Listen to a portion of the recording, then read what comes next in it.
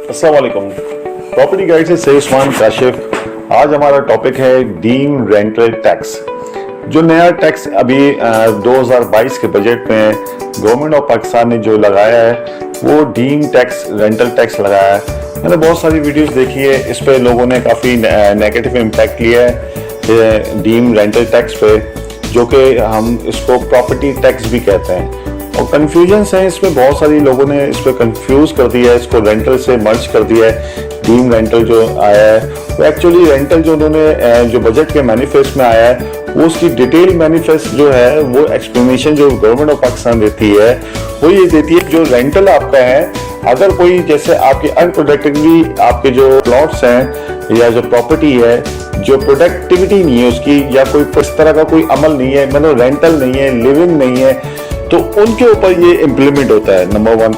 अच्छा, ये एक क्लास है, जैसे आपके मिडिल क्लास के लोगों पे ये रेंटल डीम टैक्स जो है वो इम्प्लीमेंट नहीं हो रहा, क्योंकि ये 25 मिलियन अबव प्रॉपर्टी पे होता है। इसकी भी बहुत सारी कैटेगरी है ना। इसका कैटेगरी क्या है कि ना, अगर आप एक घर में रह रहे हैं और वो आपका घर 25 मिलियन का मतलब 2.5 करोड़ रुपए से अबव भी है तो 2.5 करोड़ का भी है, या उसका आपका 3 करोड़ रुपए का या 3.5 करोड़ रुपए का, तो अगर वो लिवेबल है आपकी रिहाइश पे है तो उसके ऊपर ये टैक्स लागू नहीं होता है।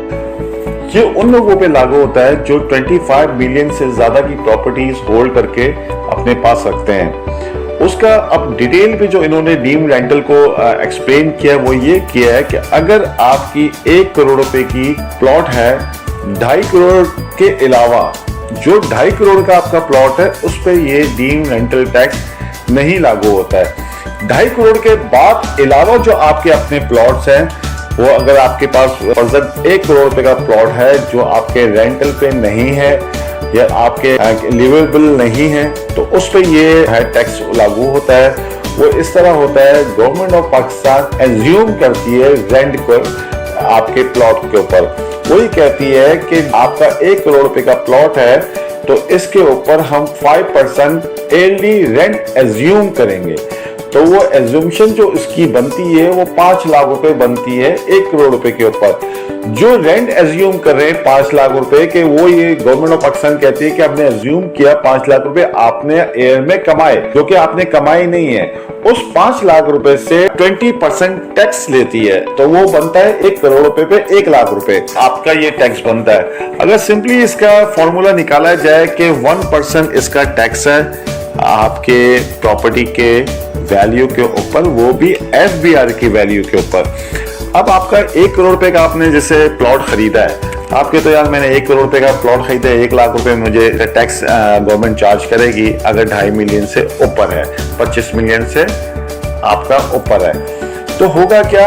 वो ऐसा नहीं है कि आपने 1 करोड़ रुपए का मार्केट से प्लॉट खरीदा और आप पे वही वैल्यूएशन इंप्लीमेंट होगी। वो FBR की वैल्यू चेक करनी पड़ेगी कि उसकी FBR की वैल्यू क्या है। जब आप उसकी FBR की वैल्यू निकालेंगे तो वो फर्जन अगर बनती है 60 लाख रुपए या 70 लाख रुपए, तो उसका 5% रेंटल और फिर एज्यूम्शन जो होगी वो 5% रेंटल होगी और 5% का 20% टैक्स बनेगा।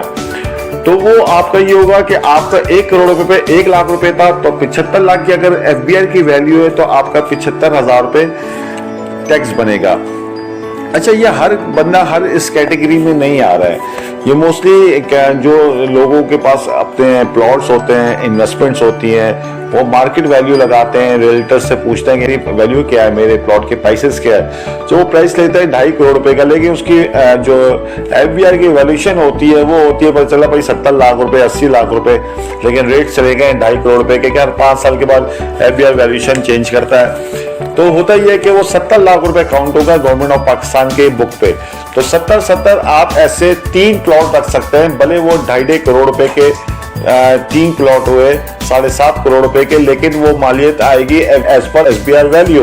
वो आपके अगर 70 लाख रुपए की है तो 3 आप बनाते 1 करोड़ 40 लाख, 2 करोड़ 10 लाख, वो भी आप टैक्स के जिम्मे में नहीं आते हैं। और दूसरी सबसे बड़ी बात ये कहते हैं, जब हम प्रॉपर्टी का बिजनेस कर रहे हैं, आज से 15 साल 20 साल पहले की बात है, जब इंसान कोई प्रॉपर्टी परचेस करता था वो उसकी सेविंग अमाउंट, वो सेविंग कहलाती थी उसकी, वो अपना जो साइड मनी आप कह लें कि अपने कारोबार से, अपने जॉब से पैसे बचाकर एक प्लॉट खरीदता था कि यार ये प्लॉट मेरा एक्स्ट्रा मनी है, उसको सेविंग की तरफ डालता था कि इसको 15 साल 20 साल के बाद मैं देखूंगा।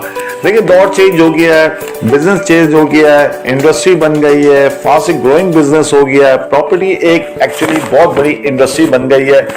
और ये पहले भी वीडियो बताया था कि इस इंडस्ट्री से भी एलाइड इंडस्ट्री बहुत तरक्की कर रही है, सीमेंट्स है और स्टील है और ये सारी वगैरह वगैरह। तो हो क्या रहा है कि अब लोग इसका रुझान प्रॉपर्टी को ना वो बिजनेस की नजर से देखते हैं, वो ट्रेडिंग की नजर से देखते हैं। अच्छा, एक और बात कि जो डीम्ड रेंटल टैक्स है वो अगर आपने कोई प्रॉपर्टी परचेज करी, जैसे आपने 1 करोड़ रुपए की प्रॉपर्टी परचेज करी, तो 1 साल के लेस देन 1 ईयर ये टैक्स इंप्लीमेंट नहीं होगा। जब इंप्लीमेंट नहीं होगा तो इसका मतलब ये निकलता है कि जो ट्रेडिंग करने वाले कारोबारी हजरात है, ये टैक्स उनके ऊपर नहीं होगा, लागू नहीं होगा। अगर वो 2.5 करोड़ रुपए की मालियत के 5 प्लॉट परचेज करते हैं 1 महीने के अंदर और वो लेस देन 1 ईयर के अंदर उसको सेल करते हैं, तो ये डीम रेंटल टैक्स उनके ऊपर इंप्लीमेंट नहीं होगा, सिर्फ उनका गेन टैक्स इंप्लीमेंट होगा।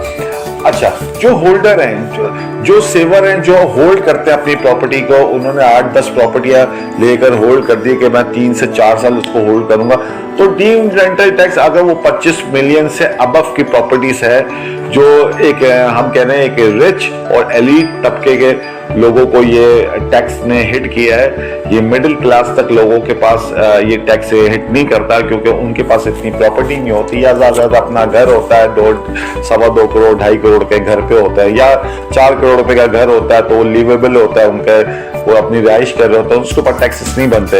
अगर आपका 25 मिलियन से ऊपर के प्रॉपर्टी आपने होल्ड ली हुई है और वो रेंट पे लगाई हुई है, तो उस पे भी ये टैक्स डीम टैक्स नहीं अप्लाई होता, क्योंकि आप रेंट का टैक्स पे कर रहे हो, तो जो रेंटल टैक्स है वो आप गवर्नमेंट ऑफ पाकिस्तान को पे कर रहे हो, तो उसके ऊपर डीम टैक्स नहीं होता। डीम रेंटल टैक्स और वो उस प्लॉट्स पे इंप्लीमेंट हो रहा है जो आपका ना रेंट दे रहा है, ना आपके रिहाइश में है, ना वो कंस्ट्रक्शन में है, वो सिर्फ आपका होल्डिंग है और वो ट्रेडिंग में भी नहीं है। ये टैक्स सारा सिर्फ होल्ड हुआ है कि आपने 8-10 प्लॉट लेके होल्ड कर दिए। उस पे लोग काफी घबराते हैं, परेशान है कि यार हमारे तो 10 प्लॉट है या 5 प्लॉट है, 8 प्लॉट है, हमने होल्ड कर दिए, ये हमारा सालाना 1% कटेगा, 1 करोड़ रुपए में 1 लाख रुपए हम दे रहे हैं, 10 प्लॉट है तो हमारे 10 लाख रुपए साल के जा रहे हैं। वो बिल्कुल जा रहे हैं, आपके जाएंगे बिल्कुल।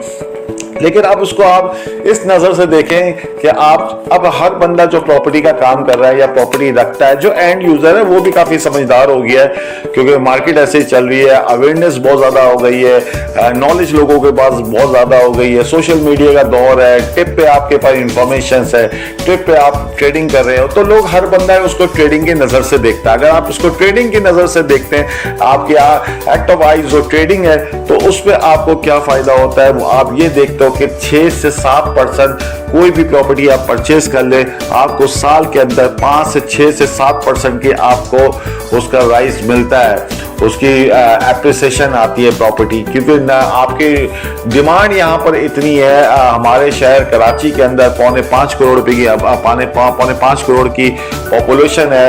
आपकी जो प्लॉट्स है, आपकी जो प्रोजेक्ट्स हैं, जो सोसाइटीज हैं, जो कॉर्पोरेट सोसाइटीज हैं, वो इतनी नहीं है जितनी पॉपुलेशन यहाँ पे बड़ी है, तो डिमांड आपकी रहती है, एप्रिसिएशन आपकी रहती है।